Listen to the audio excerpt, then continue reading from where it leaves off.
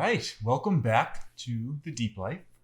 This week we're going to change it up a little bit and answer some questions. Yes. So I'd say probably the first of many question answering episodes, but we do get a lot of questions. Yes, typically we'll usually ask some of our newer followers or just followers that we've had for a really long time if there's something that they want help with, if we can instruct it simply via social media or, without in-depth coaching. And we do get a lot of questions. So Right. I would also just take this chance to encourage people who are listening. First, thank you for listening. And if there is something you want us to talk about or a question you have, reach out. Instagram's probably the easiest. Momentum Strength Wellness on Instagram. Yep. Or our website. Anything.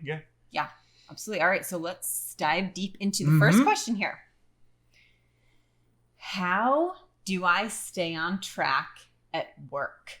This was from a woman, and she described in her direct message that she eats really clean during the week and during the days when she is at home. And then she gets to work and it all goes to hell because she says that she works in a corporate office and there's tons of candy on the reception desks, assistant desks. Everybody's always bringing donuts in. People will go out for lunch and encourage her to come with them. So it's always somebody's birthday and cake and cookies and cupcakes. Yeah. And I am going to preface this by saying I know firsthand what this is like because I worked obviously at a corporate job for, 5-6 years, and I completely understand there were always treats of some sort. I remember my assistant always had M&Ms or little Hershey Kisses on her desk, and everybody would always get them. So it's challenging. And I will say it takes time and it does take a lot of willpower. I think what helped me the most was really identifying why I felt the need to engage and just reach for these sweet treats. There were a couple different reasons for myself, and I obviously let this woman know through direct message. But if you're listening, you obviously know that this is your answer. So I'm going a little bit more in depth here. I think the biggest thing was I was pretty much kind of on autopilot. And unconsciously, every time, I don't want to say every time, but when I would have my assistant do a task, at least once a day, I would, go grab it for the little Hershey Kiss. And, as I'm talking to her, eating it. And I, before I even knew it, I'd be like, oh my gosh, I just had 3 Hershey Kisses. Yeah, it adds up fast. It does. 3-4 Hershey Kisses, 5 days a week. Every week. Yes. And I wasn't doing it every day, but definitely more often than not. And now I want to also say there's nothing wrong with having a Hershey Kiss every once in a while, but it can get daunting if you're doing it every single day. So first recognize or just try to realize when you're doing it, because it does happen subconsciously. Again, I was on autopilot. And once I began to recognize it, because I knew that I was doing it too much. So I commend this woman for already understanding she's probably doing it too much. And that's the first realization. Once you can adapt that mindset, okay, I'm just doing this a little too much. How do I work through it? There's no fault in it. Everybody does this. Right. I was going to say she's probably also, now that she's conscious of it, doing it less than she was when she wasn't conscious of it. So as she started eating healthier in her day-to-day, at home, she started noticing more that these things are present and that she is eating them. Yeah. So like you said, that's already a huge first step, and it probably is better. Kind of in the same sense, when we're working with clients and we have them food log. Yes. People always, just the act of writing it down, especially if you know somebody else is going to see it, but even just for yourself, writing down all the things that you eat during the day makes it very, very conscious. And you will even, I'll say subconsciously, start eating better, because not only do you not want to eat that thing, but you don't want to write it down. Yeah. And you don't, and that really, there is a lot of truth to that. 100%. I wasn't even thinking that. That's a great analogy. I was going to say to my next point, that's amazing. I told my assistant, don't let me eat these. I really did. Like and I didn't say like, do not let me eat these. Like, this is your fault. Not at all, because it was lovely for other people. You know, they wanted it, people who weren't trying to watch what they were eating, you know. And I just said, you know, the next time I come up to your desk, if you see me grab this, just gently put your hand and say, Elise, just don't I told her, you don't have to say don't eat it, because like I said, I was on autopilot. I was just doing it. And that touch, it reinforces my mental capacity to say to myself, oh yeah, wait, I do not need this Hershey Kiss right now. So just being hyper aware of it. Now, donuts were something that everybody brought in the mornings. Luckily, I do love my donuts, but I've never really been a sweet craved person for breakfast food. Like I don't love, I like pancakes and waffles and things like that, but sweets weren't something that I typically wanted as a breakfast food. So I could kind of remove myself from that situation. But birthdays, cakes, like that was something that was really challenging. But I think you have to just understand that telling yourself, is the price that I'm going to pay for not feeling that well and for just an immediate release of that dopamine hit of sugar rush for, 20 minutes, is it worth it? Is it worth it? And that's a great question, because I began posing that to myself. And I also began really observing how other people were making me feel when either I did or didn't eat that cake. I'm using cake as an example, but it was really any sweets that were coming along or lunches that were being brought out, burritos, burgers, things that are really heavy. And people would encourage me to, eat with them. Like, let's all order lunch and then we'll sit in the common area and have lunch together. And I loved it. I loved that community aspect. But eating out, 5 days a week, it can take a toll on your body. So if you want, start slow. Same thing with kind of how we coach our clients to come off like a sugar addiction.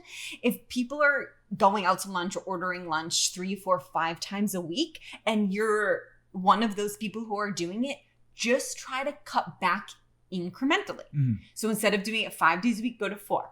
Then the next week, go to 3. Then the next week, go to 2. Then the next week, you're going to be at 1 day. Or meal prep.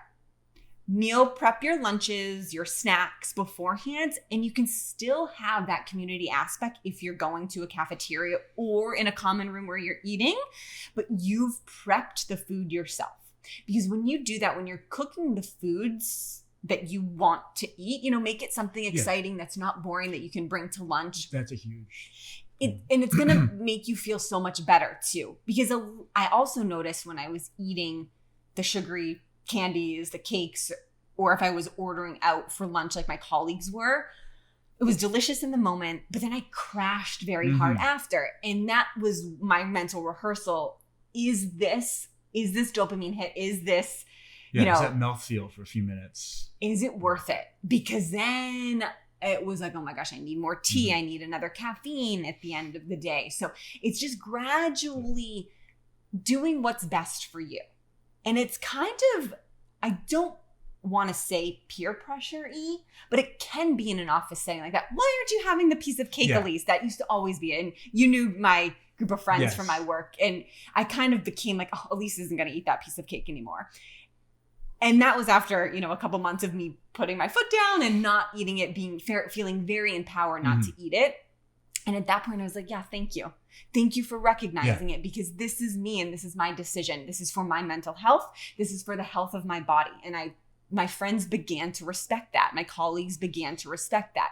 So you just have to lay the foundation work and kind of assert your boundary almost, where I didn't have boundaries in the workplace when I first began, especially with food, because food is such an issue. There was, at least for me. So I kind of just explained to them, it's not worth it for me. I'm really trying to better myself, to be more healthy, to be very particular in the foods that I'm eating.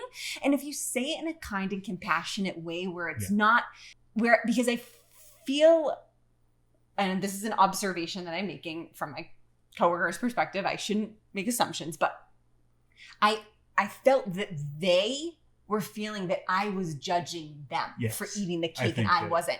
And so they in turn were feeling badly. But woman who wrote in for this, don't feel bad. You have to take care of yourself and your health first. You are the priority. You're not responsible for anybody else's feelings. You're not responsible for other people bringing in outside food.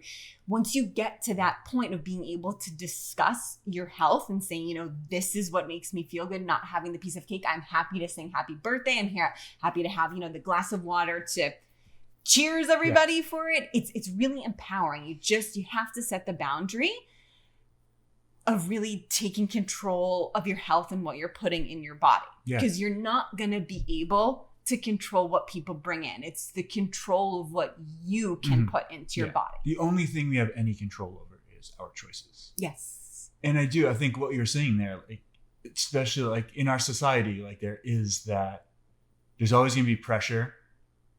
You see like the memes going around where it's like we eat so terribly as a culture that like when someone decides they're going to eat real foods, it's labeled as like a crazy diet. And people will feel bad about themselves when they see you choosing not to. And then it's like almost like if we can pull this person in with us, then we're all good. But having one person that's not eating the donuts makes everybody who's eating the donuts feel like they're doing something wrong. Yes. And it's unfortunate. Because it is like this person who wrote in, or like, you know, you've been in the situation, anyone, like none of the people you worked with were like bad. No, like they weren't trying to like sabotage you. Not at all. And I'm not even like I'm putting words in their mouth, but I feel like in a lot of situations, what is happening is people are being kind of feeling bad about themselves or feeling like they're being judged. So they want to kind of pull you into that same thing. So it's like the misery loves company kind of idea. Yeah, absolutely.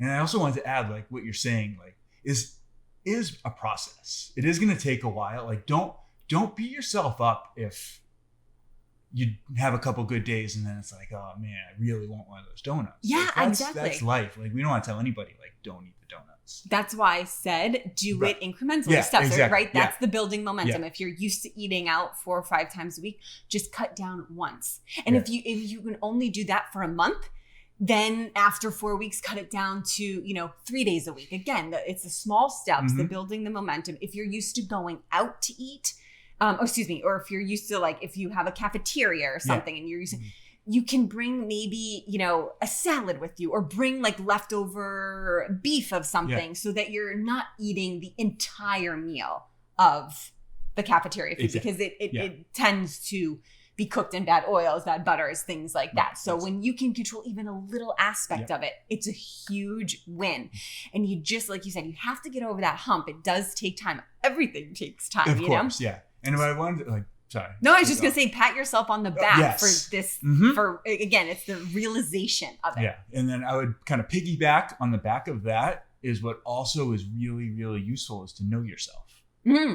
Yes. So it's like, okay, maybe you do need to avoid going into the cafeteria or if you have like a break room with a refrigerator and there's going to be donuts on the counter, just don't go in there. And bring food that you shouldn't be using a microwave anyway. So bring foods that you can eat cold and or that you can let sit out in your office. Like if there's steps you need to take to support yourself for a while until your willpower builds up, take those steps. And I think another one is taking an extreme step and being like, okay, for the next 30 days, I'm not having any junk food. Yes. Or pick a thing. I'm not having any donuts or I'm not having any cake. Yeah. And then it helps to have that hard line. I know it helps for me. Because if I'm like, all right, well, I'm going to have like some junk food sometimes, that spirals where it's like, yeah, I'm not lying to myself. I'm having some. I didn't have any yesterday, so I'm going to have a bunch of it today. And that adds up pretty quick as well. But if you can draw the hard line and be like, no, I promised myself for the next 30 days, I'm not doing this at all. Saying no gets a lot easier. And it might sound like it's harder, but I think it's a lot easier because you're not tempted. You're not having a bite of cake and then throwing out the rest of that's the hardest thing. I can't do that. No, you cannot. So this is my example. Like when it comes to like knowing yourself, I know either I'm going to have junk food or I'm not. And it's like, okay, like it's a party or it's somebody's birthday, it's whatever. It's like, I'm going to have some cake. and I'm not going to feel bad about having a big piece of cake. Absolutely. I love that. But if it's like a random Tuesday afternoon and I'm, having lunch, I'm not going to also have a piece of cake. So that's for me, it's like I have the days where I eat it and the days that I don't, and I'm going to be really strict on those days. Mm-hmm. And that helps me. And it also, go through 30 days of not eating any junk food, you're not going to want to eat junk food. No. And if you do, on the 31st day, if you come in and like, all right, I did it. I made it my 30 days. I'm having a couple donuts. I'm going to, we're going to go out for lunch. I'm going to have fries and I'm going to have fried food. You're going to feel awful. I promise.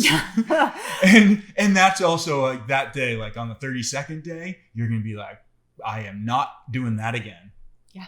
And you're going to, that's when, and that sort of correlates to what you were saying before, where then you can start realizing, oh, okay, I see how this makes me feel. I see how this makes me feel. I know if I pack a salad and a steak or some chicken, I'm going to feel great. If I come in and just sort of wing it and buy and eat what's available, mm-hmm. I'm not going to feel great. Mm-hmm. It makes that decision a lot easier because like 100%. Feeling great is amazing. Yeah, absolutely. So hopefully that gave a little bit of insight. Time is everything. Don't beat yourself up. Exactly what you're saying. Meal prep as much as you can. Build those small steps of momentum. Do things incrementally if you can. And know yourself. Yeah. If it's a hard stop, I'm not going to do this for 30 days or even 2 weeks. Yeah. Yeah, I love that. Next question? Yeah, let's move on. Next question. Here we go. This is a good one. You're going to go, I'll let you handle this one because this is a good one. Excited. Any advice for lowering cholesterol? We get this question all the time. This is one of the most constant. I would say it's the most constant topic that comes up in any situation regarding food. Mm-hmm. Whether or not it's a statement or a question. Yeah. I'm going to go ahead on a limb and say the majority of conversations that we have with people in social settings and our clients too, someone always has high cholesterol. Mm-hmm.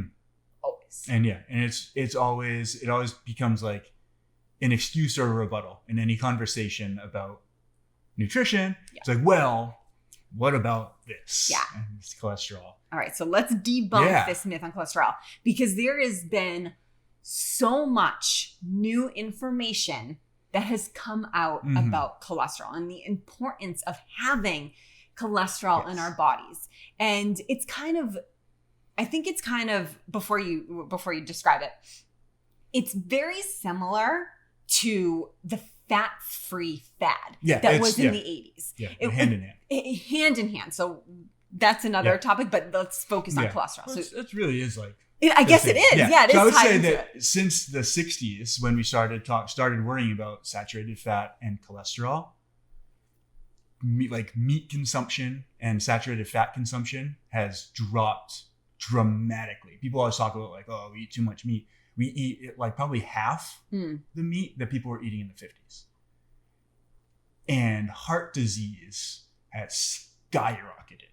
Everybody. And the statin industry for lowering cholesterol is enormous. Everybody's on it. It's one of the first pills they want to give you when you turn 40 or whatever's going on in doctors' offices. Hasn't helped at all. So there's something weird going on, right? If cholesterol is going to kill us, if eating meat's going to kill us, if everybody needs to lower their cholesterol, then we do all those things. Everybody lowers their cholesterol, everybody eats less meat, and heart disease gets worse. Maybe we need to look at the whole picture. Mm-hmm. So my first question I would pose where somebody says, how do I lower my cholesterol? My first question would be, why? Do you really want lower cholesterol? It's a great question. I don't think many people really think about that. Right. And I don't know because this is literally what this person said. Right. I think was a woman or maybe it was, I do not remember because we get this one all the time. But for the layman, yes, they're thinking that lower cholesterol is better. Yeah. My favorite analogy when it comes to cholesterol is... I think I know what you're saying. Yeah, I'm sure you do because you've heard me say it a million times. But if you're driving down the street and you see, and there's like, oh, there's some traffic, what's going on? And there's like, oh, there was a big car accident. And you go up a little bit further and you're like, oh, what's going on? I don't know, but I see an ambulance. That doesn't mean ambulances cause car crashes.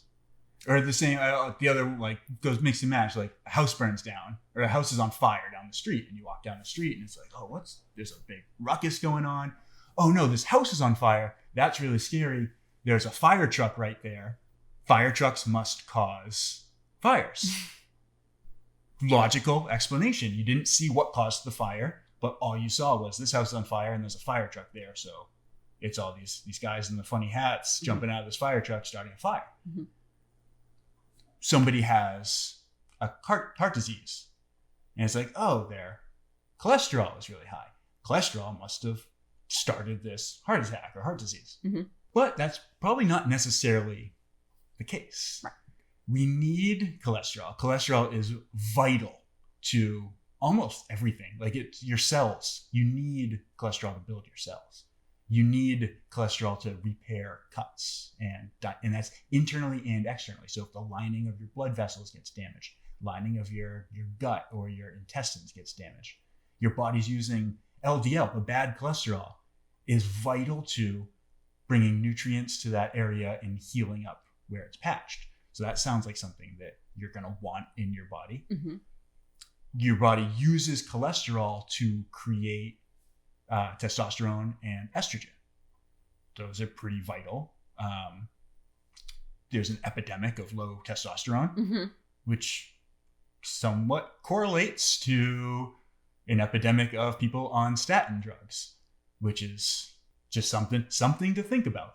Your body also, like vitamin D. Everybody's been talking about vitamin D lately. Vitamin D is huge because it's so unbelievably necessary to almost every thing going on in our body, every mechanism, every chemical reaction, every, the creation of hormones, our immune system, keeping us healthy, keeping us thriving.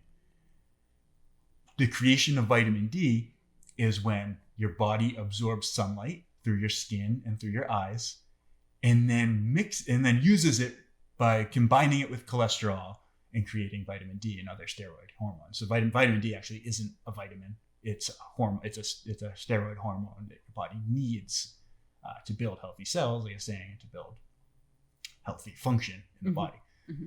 So there's all these things that your body desperately needs cholesterol for. Yes. And then there's this narrative that, it's going to cause blockages and clogged arteries and kill you. Yeah. Which there's not really much evidence to support that. No. In fact, most people who have heart attacks, it's over 50%, I believe, who have heart attacks have healthy levels of cholesterol. Mm-hmm.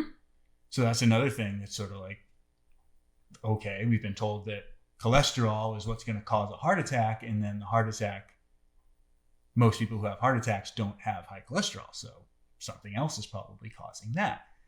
The big thing, it always comes back to stress and inflammation. I was going to say stress, yeah. Yeah. So when your body is inflamed, when your body's under stress and creating, there's all these free radicals and there's all this damage and inflammation in your body's going to create cholesterol to help move that out and transport it throughout your blood. Also seems necessary. Another thing to think about when it comes to, especially to this question, how do I lower my cholesterol? 80% or at least 80% of our cholesterol is created by our body in our liver. Mm-hmm. The two things that jump out at me when I hear that is that, number one, if your body's creating it in large quantities, it's probably for a reason, because the body doesn't make mistakes. So number one, it's probably not bad. It's serving a purpose, at least. Right. The other thing is it's not affected, especially in the long term, by the food you're eating, or by the cholesterol, in the food you're eating. So having high cholesterol doesn't necessarily mean that the food that you're eating has a lot of cholesterol. So you could eat a dozen eggs every day. If you eat a dozen eggs and then go immediately to get a blood panel and test your cholesterol, the cholesterol is going to be high. If you eat a dozen eggs every day and then go in fasted the next day like you're supposed to get your blood panel, your cholesterol is probably not going to be super high. Yes. But even if it is super high, it's probably not dangerous in the way that we've been told, or the way that it's going to create heart disease and heart attacks. Yes. So all that, kind of just a bunch of bullet points. No, it's all good for information. But I think, yeah, hopefully that's all useful. But I would say when it comes to cholesterol, the thing that's going to just keep you healthy in general is going to be lowering inflammation. So trying not to eat foods that don't agree with you, foods that are highly inflammable, trying to reduce stress as much as you can, physical and like mental, emotional stress. Yes. Trying to just lowering inflammation, doing things that we talk about all the time, getting out in the sun, spending time connected to the earth, meditating, eating real foods. Yes. Yeah. Making sure that your diet is on point. And I think that that's where everybody has the misconception that meat and eggs, especially the yolks, cause cholesterol, because that's the narrative that we've been told. Yes, of course. We did this. I was an egg white person. I barely ate steak when I was young. I mean, I really just started eating steak over the past 5 or 10 years. Yeah. You're welcome. Yes, thank you. But primarily the inflammation is going to come from vegetable and seed oils, from table and kosher salt. You want to make sure that, so these are the little things that are causing inflammation, which in turn is causing stress to your body, which in turn is causing the high cholesterol. But I promise you, when you're eating grass-fed, grass-finished steaks that were pasture-raised, it's not causing the cholesterol. Same thing with the eggs from chickens who are pasture-raised. Chicken. When that is that deep, dark orange yolk, that's amazing healthy foods that the days that I eat breakfast is every single, well, not every single day, some days I fast, but we're eating eggs. I mean, sometimes you used to eat 8 eggs a day sometimes. Yeah, it's actually 2 things. First, going back to how this has been a process. Yes. It just reminded me of I literally thinking about how much I've changed. I used to go to McDonald's and I would order McChickens instead of burgers because it had less saturated fat and less cholesterol. Yeah. It's a learning process. Yeah, of course. And I mean, this is like high school and kind of into college, but would never eat that now or never go to McDonald's to get So you're not now. saying you want to go to McDonald's for lunch? No McChickens today for lunch, but it's actually that sandwich is going to have less cholesterol in it than even a burger. But it's the highly processed foods that are the problem. So the fried chicken, the mayonnaise that's made with vegetable oil, the bun, those are the things that are actually causing the inflammation, causing the stress in your body, that's causing your body to have to ramp up cholesterol production. And we didn't really talk too much about the different kinds of cholesterol. I was going to say, if you there are, that's another really important question, because it's not necessarily oh, my cholesterol's high, but there's the HDL and LDL, which they've termed the good HDL cholesterol and the bad LDL, which also isn't necessarily true. The LDL can also be broken up into different levels of very dense, dense and very dense. And I think there's a third, but the denser those are. So there's another level of LDL that does get dangerous, but these are things that are being produced as a result of the inflammation and the stress in your system, not because you had bacon with your eggs. So when it comes to lowering cholesterol, it's very much in line with health in every other aspect. Yes. It's doing the things that your body needs to be supported in health. Yeah. So it's eating real food, eating plants and animals. Getting sleep. Sleep is imperative. Yes. Yeah. If you don't get enough good quality sleep, your body is going to be under stress, and that's going to throw off your triglyceride and your cholesterol scores. It's also going to greatly improve your chance of getting heart disease, no matter what you're eating. Yeah. So it's not, the sleep. If you're not sleeping. If you're not sleeping, no matter what you're eating, that's going to affect it. So breathing properly, sleeping properly, meditating, going for walks, being out in the sun, being out in nature. That's all. That's the answer. Yeah. That's always the answer. Yes. Yeah. And always, as much as you can refine your diet to cut out as much processed food as you can, or supplement it with better oils. Like I have a list of the oils that I send to our clients initially, like to just avoid. And it's all the vegetable and seed oils, and giving them the proper oils to cook things in that's going to not oxidize in your body. Yeah. So that was a long-winded answer, but I think it's very important because, like I said, this is a question that comes up all the time, and is really there's a reason. Yeah. Are you ready for the next? Or do you have anything to add? No, I think that's good. And like Dan said at the beginning, if you guys have additional questions on cholesterol or any rebuttals, we are very open to it. All right, question 3. This will be the last one. Workout question here. Ooh, gears. What is the best method for building muscle? For example, do I do lighter weights with higher reps or heavier weights, low reps? This is a great question. I asked this like maybe a couple months ago, and it's kind of like, it's so funny because you'd think I know it, but I don't know exercise fundamentals and like biomechanics as much as you do. But this is a great question. Yeah. So specifically, this person's asking for building muscle. Okay. Yeah, this comes up all the time. I think everybody wants a quick fix. The quicker, the easy. Well, what's the science say? What's the thing? So unfortunately, the first thing I'm going to say is it depends. So this goes for everything, but we'll focus on building muscle for right now. Both of those things work.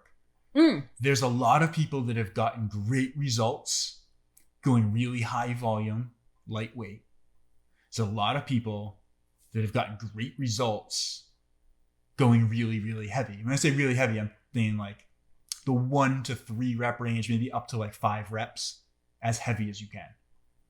So if you think about like professional power lifters, they're working toward a 1 rep max. Yes. And it's like, so the sport of powerlifting is a combination of your deadlift, your squat, and your bench press.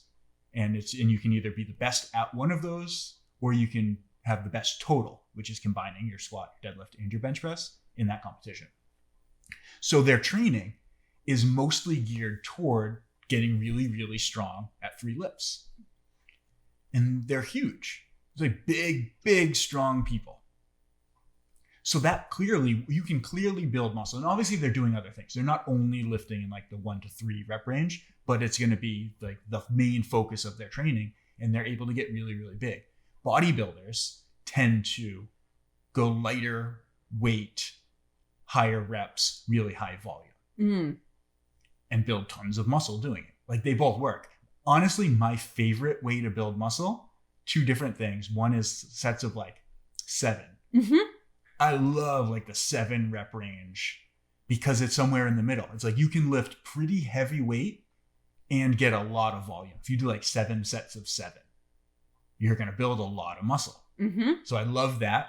And then I also love doing like setting a timer and doing like AMRAP. And that can be AMRAP for those people who don't know is as many reps as possible. Yeah. So that would be like picking maybe like 2 or 3 exercises, setting a timer for 15 minutes. And if we'll say like doing sets of 5 and do as many sets of 5. And we'll say like, if you do like squat, bench press, and rows, and you're just going to go around as fast as you can and do as many rounds of 5 reps as you can. And you could also do the same thing with 10.